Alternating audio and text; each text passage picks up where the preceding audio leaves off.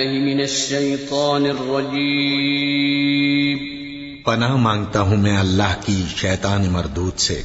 بسم اللہ الرحمن الرحیم شروع اللہ کا نام لے کر جو بڑا مہربان نہایت رحم والا ہے۔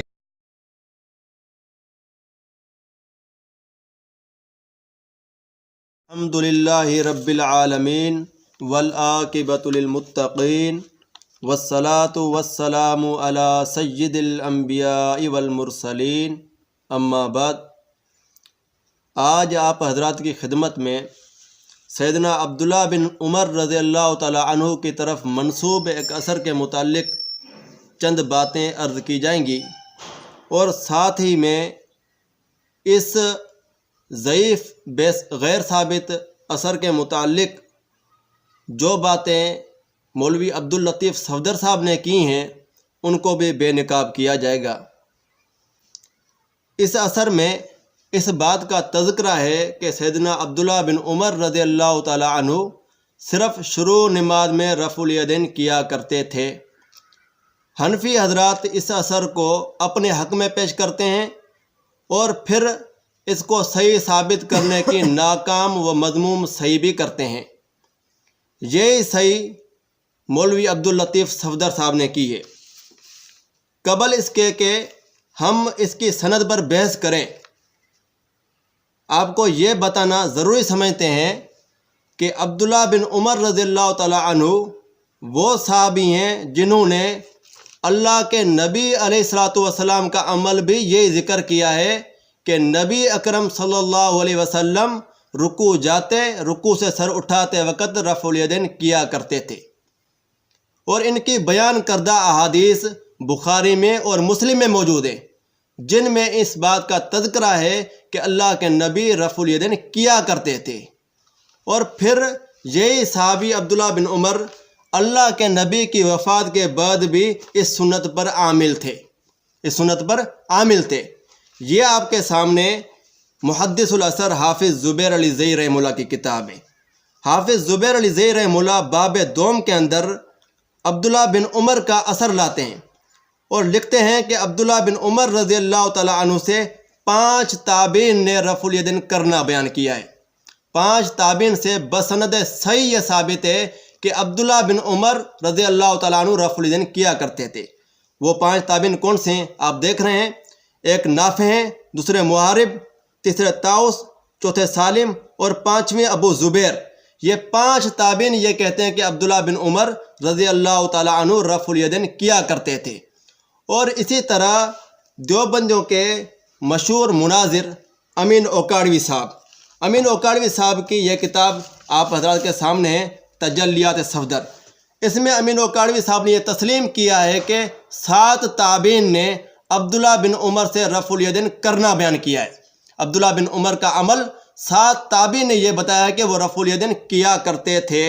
امین اوکاڑوی صاحب امام بخاری کا حوالہ نقل کرنے کے بعد کہتے ہیں بہرحال حج کے موقع پر ان 7 شخصوں نے حضرت عبداللہ بن عمر کو رفع الیدین کرتے دیکھا۔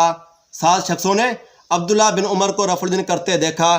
معلوم ہوا کہ ان دیوبندیوں نے بھی یہ تسلیم کیا ہے کہ تابعین نے عبداللہ بن عمر کو رفع الیدین کرتے دیکھا تھا۔ اللہ کے نبی کی وفات کے بعد عبداللہ بن عمر رفع الیدین کرتے تھے۔ اور یہ آپ کے سامنے نصب الرایہ ہے، نصب الرایہ علامہ ذیلی حنفی کی ہے۔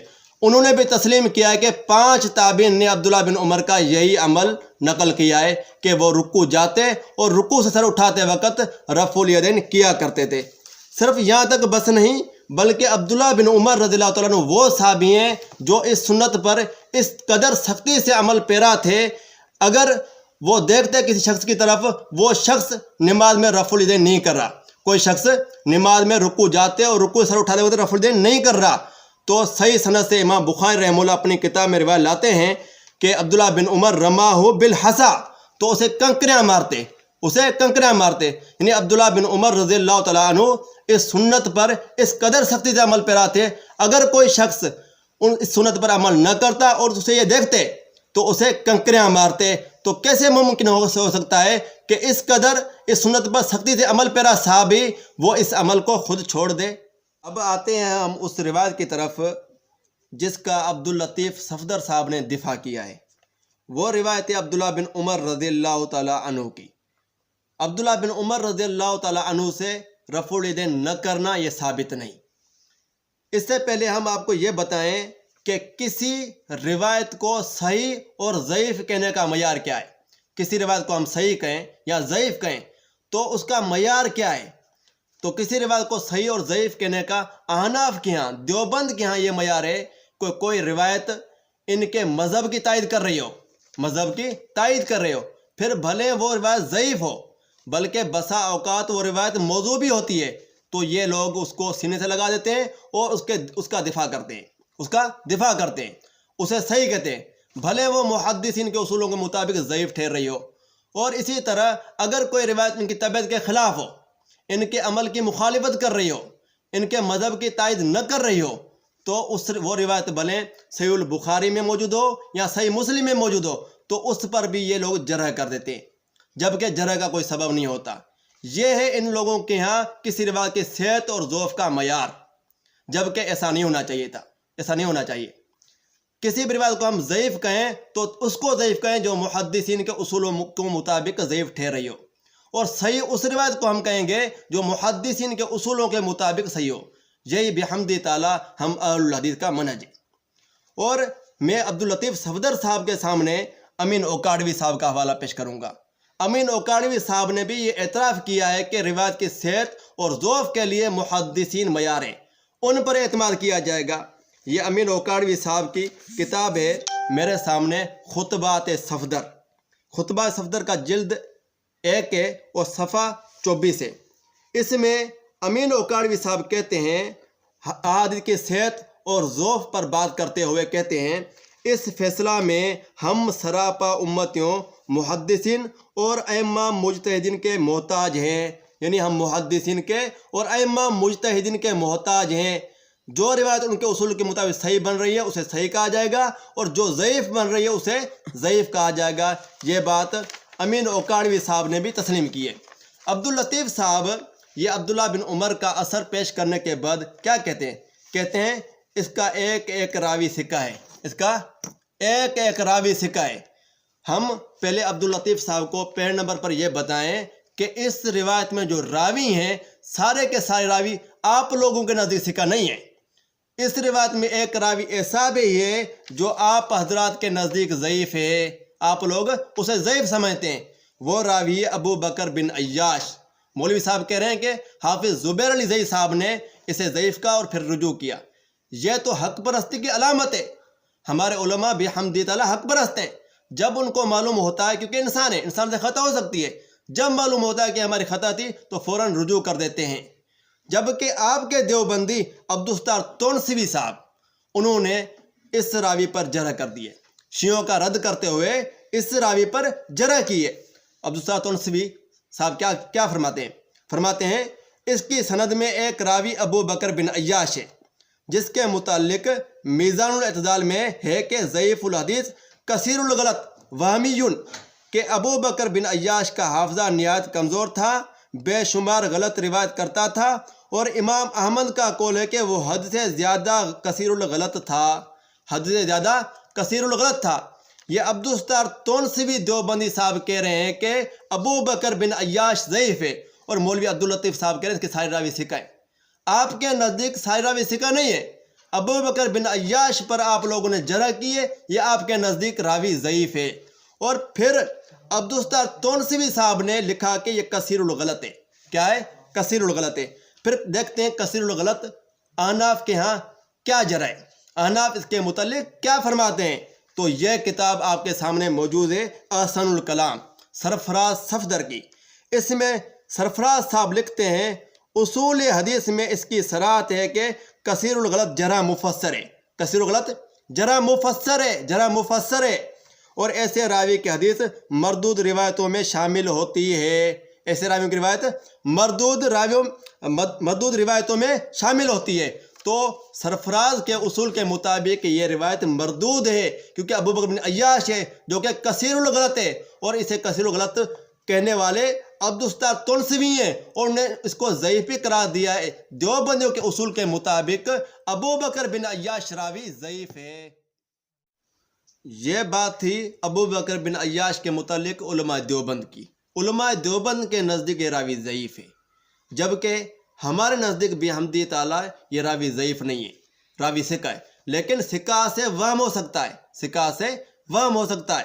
عبداللطیف صاحب کہہ رہے ہیں کہ اس کا ایک ایک راوی ثقہ ہے۔ ہم عبداللطیف صاحب سے یہ سوال کرتے ہیں، کیا ثقہ روات کی روایت معلل نہیں ہو سکتی؟ اس کی روایت شاذ نہیں ہو سکتی؟ تو آپ اس کے راویوں پر بحث کیوں کر رہے ہیں، جبکہ آپ خود کہہ رہے ہیں کہ حافظ زبیر علی زئی نے تسلیم کیا ہے کہ راوی ثقہ ہیں، راوی ثقہ ہیں۔ جب ہم ثقہ مانتے ہیں تو پھر آپ یہ کیوں کہتے ہو کہ راوی ثقہ ہیں؟ کیونکہ ثقہ راویوں سے بھی وہم، خطا اور ان کی روایت شاذ ہو سکتی ہے، جیسا کہ یہ ہمارے سامنے کتاب ہے امین اوکاڑوی صاحب کی، امین اوکاڑوی کی تجلیات صفدر۔ اس میں امین اوکاڑوی نے ایک اہل حدیث عالم کا رد کرتے ہوئے لکھا، اس شیخ الحدیث نے اپنے ان پڑھ مقلدین کو دھوکہ دینے کے لیے توثیق روات کا ڈھونگ رچایا۔ ہم کہیں گے اس عبداللطیف صاحب نے اپنے ان پڑھ مقلدین کو دھوکہ دینے کے لیے توثیق روات کا ڈھونگ رچایا تاکہ لوگ سمجھیں کہ راوی ثقہ ہے، تاکہ لوگ سمجھیں راوی ثقہ ہے۔ لیکن شیخ الحدیث، ہم کہیں گے لیکن عبداللطیف مقلد نے خوب تجاول عارفانہ سے کام لیا ہے۔ حدیث کی صحت کے لیے صرف راویوں کا ثقہ ہونا کافی نہیں، بلکہ شذوذ اور علت سلامتی بھی شرط ہے۔ امین اوکاڑوی صاحب کہہ رہے ہیں کہ کسی روایت کی صحت کے لیے صرف راویوں کا ثقہ ہونا کافی نہیں ہے۔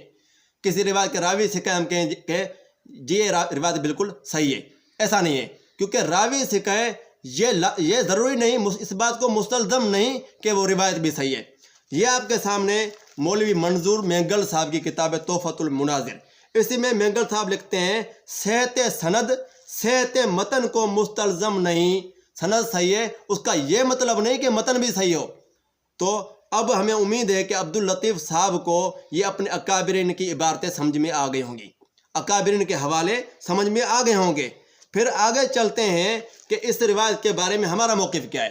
یہ جو روایت ہے عبداللہ بن عمر کی طرف جو منسوب ہے، ہم کہتے ہیں یہ روایت جو ہے ابو بکر بن عیاش کا وہم ہے، ابو بکر بن عیاش کا وہم ہے، کیونکہ ابو بکر بن عیاش کو محدثین نے ثقہ بھی کہا ہے اور ساتھ ساتھ یہ بھی کہا ہے کہ یہ غلطیاں کرتا ہے، ساتھ ساتھ یہ بھی کہا ہے یہ غلطیاں کرتا ہے۔ ہاں، جو ان کی روایت جن میں غلطیاں ہیں اس کو ہم ضعیف کہیں گے، باقی روایتیں ان کی صحیح ہیں۔ جو بخاری مسلم میں روایتیں ان میں غلطی نہیں ہے، ان میں غلطی نہیں ہے، اور جہاں غلطی ہے اس کو ہم نے ضعیف کہا ہے، ان کو ہم نے، جیسا کہ ہم ابھی بیان کریں گے کہ ثقہ سے غلطی ہو سکتی ہے، ثقہ راویوں سے غلطی ہو سکتی ہے۔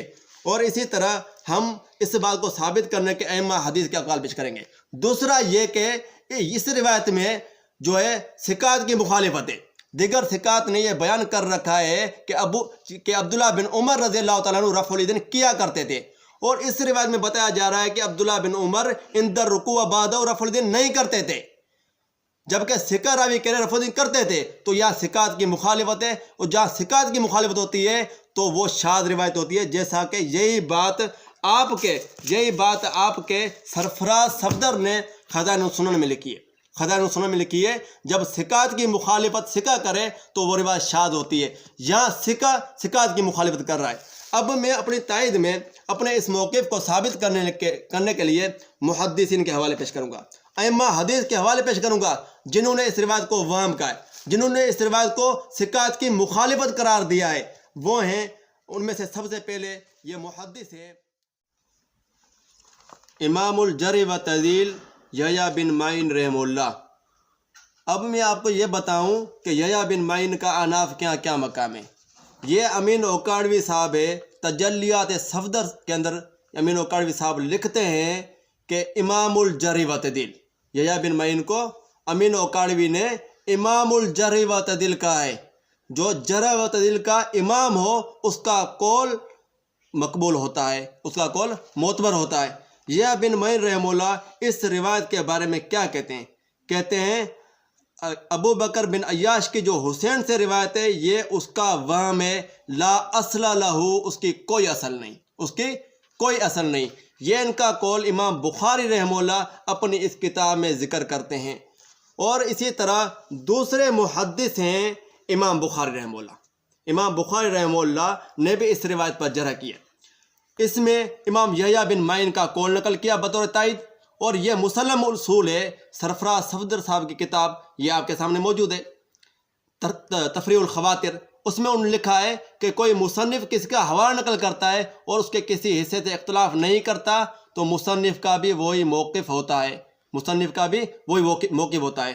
پھر یہ امام بخاری رحمہ اللہ اس روایت کے بارے میں کیا کہتے ہیں؟ کہتے ہیں کہ عبداللہ بن عمر وہ صحابی ہیں جو شخص رفع الدین نہیں کرتا تھا اس کو کنکریاں مارتے تھے، پھر فکیف یترکو، پھر کیسے ممکن ہے کہ عبداللہ بن عمر رفع الدین کو چھوڑ دے؟ یہ ممکن ہی نہیں ہے، یہ امام بخاری نے کہا ہے۔ پھر امام بخاری کہتے ہیں کہ عبداللہ بن عمر وہ شخص تھے جو لوگوں کو رفع الدین کرنے کا حکم دیتے تھے، اور انہوں نے اللہ کے نبی کو بھی رفع الدین کرتے دیکھا، اللہ کے نبی کا فعل بھی رفع الدین کرنا بیان کیا، تو کیسے ممکن ہے کہ عبداللہ بن عمر رفع الدین کرنے کو چھوڑ دے؟ یہ بات کرنے والے امام امیر المومنین فی الحدیث امام بخاری رحمہ اللہ ہے۔ معلوم ہوا کہ امام بخاری نے بھی اس روایت پر جرح کی ہے، ان کے نزدیک یہ اثر ضعیف ہے۔ تیسرے محدث ہیں عظیم محدث امام اہل سنت امام احمد بن حنبل رحمہ اللہ۔ امام احمد بن حنبل رحمہ اللہ کی یہ کتاب مسائل احمد، اس کا صفحہ 50 ہے۔ اس میں جو ہے احمد بن حنبل سے اس روایت کے متعلق سوال ہوا، سئل عن حدیث ابن عمر فی الرفع، عبداللہ بن عمر کی اس حدیث کے متعلق ان سے سوال ہوا تو انہوں نے کیا فرمایا؟ رواہ ابو بکر ابن عیاش عن حسین عن مجاہد عن ابن عمر وهو باطل، ابو بکر بن عیاش نے جو حسین سے، اس نے مجاہد سے ابن عمر کا یہ اثر نقل کیا ہے، یہ باطل ہے، پھر کہا کہ ابن عمر سے وقد روی عن ابن عمر عن النبی صلی اللہ علیہ وسلم خلاف ذالک، ابن عمر سے اس کے برخلاف مروی ہے، ابن عمر سے اس کے برخلاف، یعنی رفع الیدین کرنا، اللہ کے نبی کا عمل بیان کرنا، یہ چیز مروی ہے، یعنی اس اصول کے مطابق یہ روایت شاذ ٹھہرتی ہے اور باطل ٹھہرتی ہے۔ امام اہل سنت والجماعت نے اس کو باطل کہا ہے، اس پر جرح کی ہے۔ اور چوتھے محدث امام بیہقی رحمہ اللہ۔ امام بیہقی کا قول نصب الرایہ میں علامہ ذیلی نے نقل کیا ہے، وہ اس روایت کے بارے میں فرماتے ہیں خطن فاحشن، یعنی فاحش خطا ہے، فاحش غلطی ہے، لمخالفتی الثقات، ثقہ راویوں کی مخالفت کی وجہ سے، من اصحاب ابن عمر کے ساتھیوں نے جو ابن عمر کا عمل بیان کیا ہے ان کی مخالفت کی وجہ سے، ابن عمر کے شاگردوں نے 5 شاگردوں نے یہ عمل بیان کیا کہ ابن عمر رفع الیدین کیا کرتے تھے، اور اس میں اس کی مخالفت ہے اور یہ روایت شاذ ہے، یہ خطا فاحش ہے، یہ تو خطا فاحش کرا دیا ہے۔ یہ امام بیہقی رحمہ اللہ کا حوالہ سرفراز صفدر نے اپنی کتاب خزائن السنن میں ذکر کیا، اور پھر کہا کہ امام بیہقی کا یہ تعصب ہے، ان کے ہاں یہ محدثین کی عزت، یہ ہے محدثین کی عزت کہ سرفراز صفدر جو کہ ان کے امام اہل سنت ہیں، امام بیہقی رحمہ اللہ کو متعصب کہہ رہے ہیں۔ متعصب کہنے کی وجہ کیا ہے؟ وجہ یہ ہے کہ ان کے خلاف ایک روایت تھی، ان کے حق میں ایک روایت تھی، ان کے تائید میں ان کے کام کی ایک روایت تھی، اور ان کے پسند کی ایک روایت تھی، اس پر امام بیہقی نے جرح کی، یہ ان کا جرم تھا، یہ جرم کرنے کی وجہ سے امام بیہقی ٹھہرے ان کے نزدیک متعصب۔ اور اسی طرح پانچویں محدث امام دارقطنی رحمہ اللہ ہے۔ امام دارقطنی رحمہ اللہ کی یہ کتاب العلل ہے، یہ جلد نمبر 13 ہے، صفحہ 16 ہے۔ اس میں امام دارقطنی رحمہ اللہ نے اس روایت کے متعلق لکھا ہے کہ یہ ابو بکر بن عیاش یا حسین بن عبد الرحمن کا وہم ہے، ان دونوں میں سے کوئی کسی ایک کا وہم ہے۔ اور آگے فرماتے ہیں وَصَحِحُ عَنِ ابْنِ عُمَرَ مَا قَدَّمْنَاهُ ذِكْرَهُ، صحیح بات یہ ہے ابن عمر سے جس کا ذکر ہم پہلے کرائے ہیں، وہ کیا ہے کہ ابن عمر رفع الیدین کیا کرتے تھے، یہ بات ہے، یعنی یہ ابو بکر بن عیاش والی جو روایت ہے یہ شاذ ہے۔ مولوی عبداللطیف صفدر صاحب اپنے اکابر سرفراز صفدر صاحب کے نقش قدم پر چلتے ہوئے کیا اظہار فرماتے ہیں؟ کہتے ہیں کہ یہ جو جرح ہے ضد اور تعصب پر مبنی ہے، گویا کہ یہ محدثین ضدی تھے، متعصب تھے۔ عبداللطیف صاحب کی اس بات کے زد میں یہ پانچوں محدثین آ جاتے ہیں۔ پھر عبداللطیف صاحب کہتے ہیں اپنی تائید میں ایک شیخ زبیر علی زید صاحب کا فاتح کے حوالے سے، فاتح کی جو کتاب ہے فاتح خلف الامام، اس کے حوالے سے ایک بات نقل کرتے ہیں۔ شیخ زبیر نے ایک روایت کے متعلق کہا، جس روایت کو کئی ائمہ نے ضعیف کہا تھا، غیر محفوظ کہا تھا، شیخ زبیر نے کہا یہ محفوظ ہے، ان کا کہنا صحیح نہیں ہے، یہ بات نقل کی۔ تو ہم کہتے ہیں کہ آگے شیخ زبیر نے یہ بھی لکھا ہے کہ اس کو متعدد محدث نے محفوظ قرار دیا ہے، متعدد محدث نے محفوظ قرار دیا ہے، جبکہ اس روایت کو متقدم ائمہ میں سے کسی نے بھی صحیح قرار نہیں دیا۔ تمام ائمہ نے 5 محدثین کے حوالے پیش کیے، انہوں نے کہا ہے کہ یہ روایت خطا ہے، یہ روایت غلطی ہے، اور یہ روایت ثقات کی مخالفت ہے۔ باقی حنفی علماء وہ تو خود حنفی ہیں، وہ اپنے مسلک کی تائید میں جو روایت ہے اس کو انہوں نے صحیح کہہ دیا، تو یہ کوئی بڑی بات نہیں ہے۔ بات وہ ہے جو محدثین نے کہی ہو، اعتبار اسی بات کا ہوگا جو محدثین نے کی ہو، جیسا کہ امین اوقاڑوی صاحب نے کہا مجتہدین نے کی ہو، جبکہ یہ آپ کے جو ہے مقلدین نے جنہوں نے اس روایت کو صحیح قرار دیا۔ پھر مولوی صاحب کہتے ہیں کہ یہ بخاری مسلم کے راوی ہیں، کیا عبداللطیف صاحب اس اصول سے آپ نابلد ہیں؟ اس اصول کا آپ کو پتہ نہیں کہ ثقہ راویوں سے بھی وہم ہو سکتی ہے، ثقہ راویوں سے بھی خطا ہو سکتی ہے، جیسا کہ یہ آپ کے تقی عثمانی صاحب ہے۔ تقی عثمانی صاحب اپنی کتاب درس ترمذی اس کی جلد اول ہے، اس میں یہ کہتے ہیں تقی عثمانی صاحب کیونکہ خطا و نسیان ثقہ سے بھی ممکن ہے، اور اس کا امکان ہے کہ کسی راوی سے کوئی وہم ہوا ہو، تو یہ تقی عثمانی صاحب کہہ رہے ہیں کہ ثقہ سے بھی وہم ہو سکتا ہے، ثقہ راوی سے بھی خطا ہو سکتی ہے۔ پھر آگے یہ تقی عثمانی صاحب شعبہ بن حجاج جو کہ امیر المومنین ہیں، شعبہ بن حجاج کو وہمی کریں، کیا کریں یعنی شعبہ کو کبھی کبھی لوگوں کے نام ذکر کرنے میں وہم ہو جاتا تھا۔ عبداللطیف صاحب کہہ رہے ثقہ ہیں، عبداللطیف صاحب آپ کے دیوبندی ثقہ روات کے وہم کی نشاندہی کر رہے ہیں، اور کہہ رہے ہیں کہ ثقہ سے وہم ہو سکتا ہے۔